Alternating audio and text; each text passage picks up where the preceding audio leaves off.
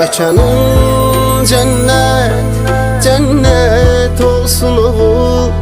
Qəbrin nurla, nurla dolsun oğul.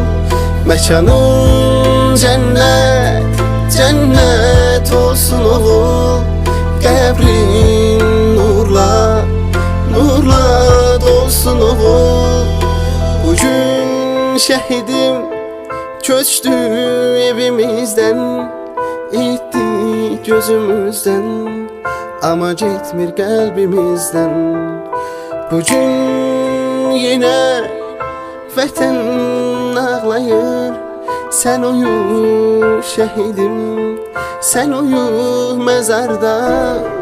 Mekanın cennet, cennet olsun oğul. Qəbrin nurla, nurla dolsun oğul.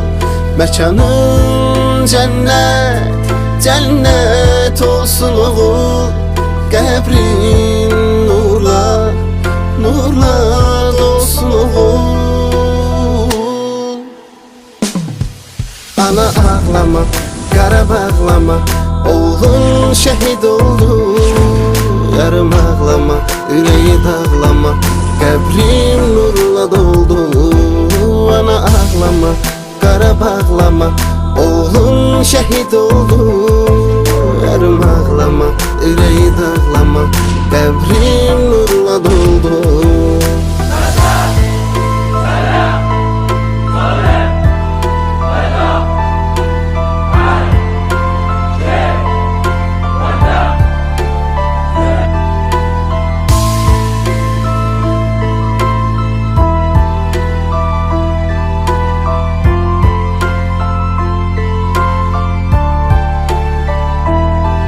Yarının gözleri her an intizarda. Vətənin oğlusan, vətənin bugün darda. Ananın fəryadı duyulur oğlum arda. Sen uyu şehidim, sen uyu mezarda.